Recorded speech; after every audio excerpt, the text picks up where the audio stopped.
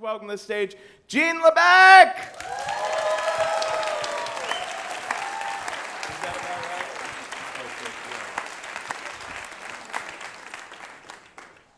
So the exact moment that my son left for college, my husband became a nudist. And he wanted to spend all of our vacations at nudist resorts. Now, this didn't come exactly as a shock because Marcel loves being naked and he's a true bon vivant. He just jumps into experiences, embraces life. I don't love being naked. So, for me, this was really difficult. I mean, when I'm naked, all I see is, rashes and 10 pounds overweight, and I just can't be alone with myself naked, never mind being at a resort with a lot of other naked people.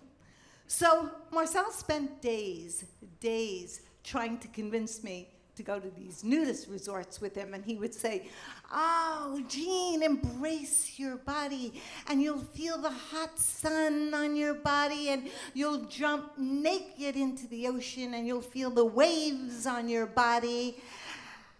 And finally, he wore me down, and I said, I'll go, only under the condition that we keep this whole thing a secret. This whole nudist part of our lives is a secret from our entire family. Because I can't, oh, there's Aunt Jean. I wonder what she looks like naked. I mean, I couldn't have anybody think of me naked, especially my adult children. I mean, seriously, hi, Mom. Are you going off and being naked today? No, couldn't do that. So when we went to these nudist resorts, we never left the name of the resort or the number of the resort, and we were very vague about where we were going. We'd say, oh, we're going to Florida.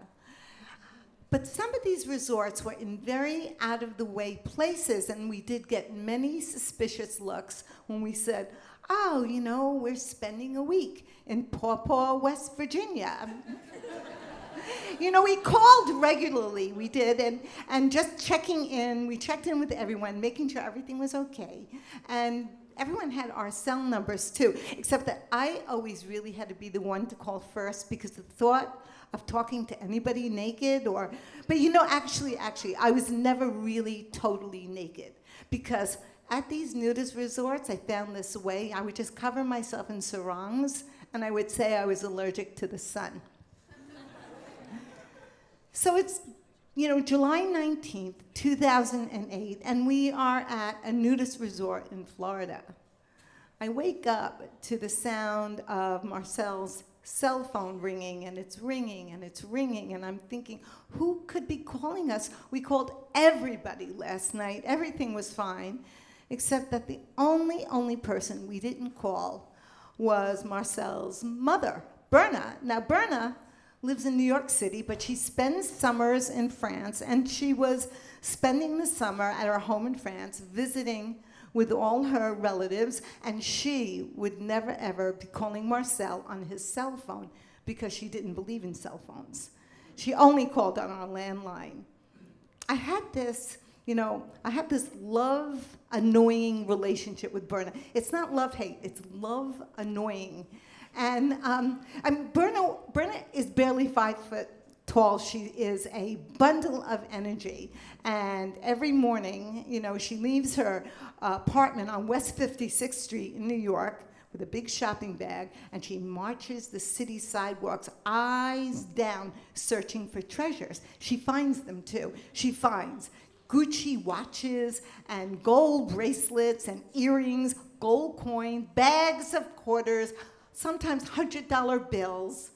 All of these presents actually get redistributed to us, like for birthday gifts, Christmas gifts. It's not bad. She also loves to play jokes, and she loves to play jokes on me. And the very first time I met her, now I'm nervous. I'm meeting Marcel's mother for the very first time. I want to make a good impression. I want her to really like me. So she invites me to dinner, and I'm all dressed up, and she ushers me to the chair by the table, and I sit down, and this huge farting noise just explodes because she had put a whoopee cushion on my chair.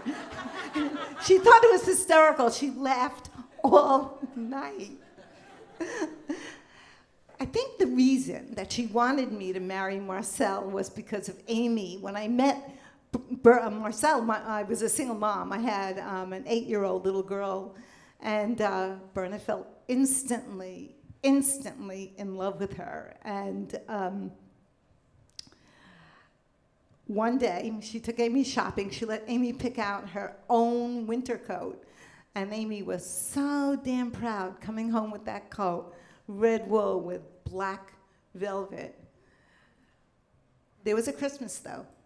This is the last annoying thing there is. There was a Christmas where she gave everybody envelopes with money, and my envelope had these tiny black crotchless panties, and I had no, I wondered, well, did you find this on the street? Is this, where? The phone is ringing again, but this time Marcel grabs it, and phone to ear, he leaves the bedroom. I follow him. He pulls open the sliding glass door that goes to the balcony, and he sits down on this white bench, and I sit next to him. He's not saying a word. He's just staring straight ahead, listening, and I go, what? Grabs my hand. He says, thank you. I understand.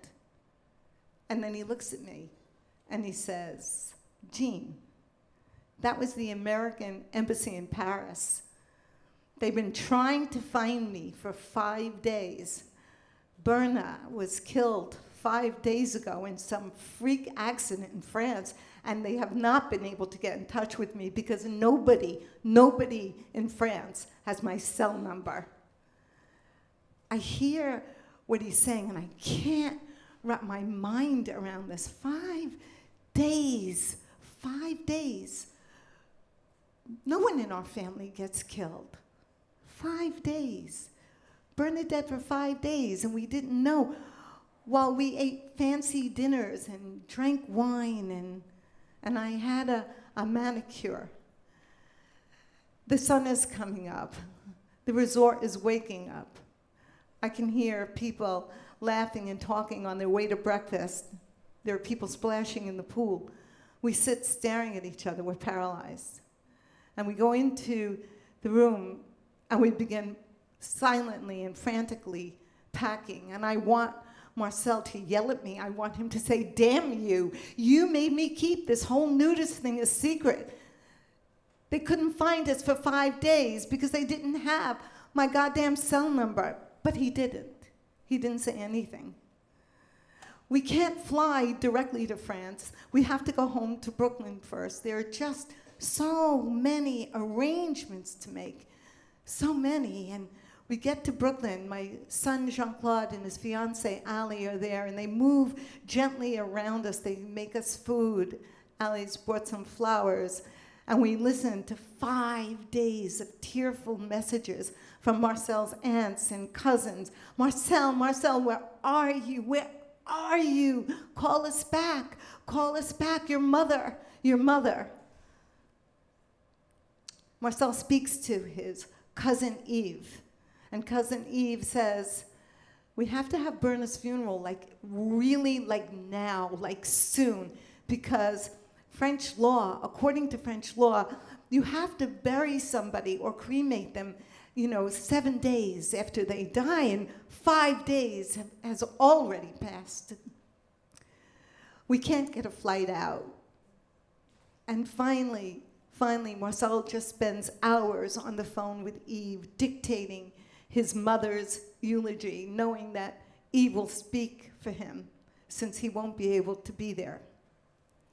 It's finally the day that we're leaving for France. The cab is waiting outside, and Marcel comes out of the bedroom. He looks really beautiful. He's wearing this dark gray suit and this light blue shirt and a light gray tie and polished shoes. And I go, babe, oh my goodness, we have such a long flight. It's 7 hours, and then it's going to be another 4-hour train trip. You're going to be so uncomfortable dressed like that.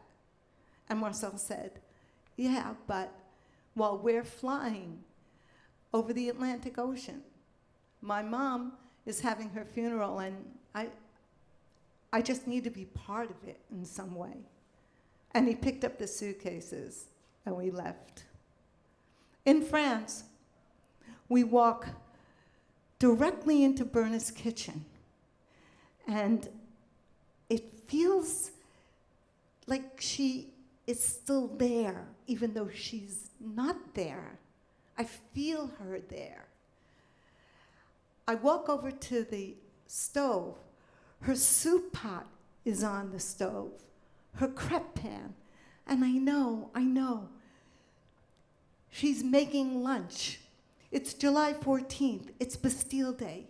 She must have needed something, and the markets close early on Bastille Day. So she grabbed her blue sweater and her red shopping basket, and she ran to the market.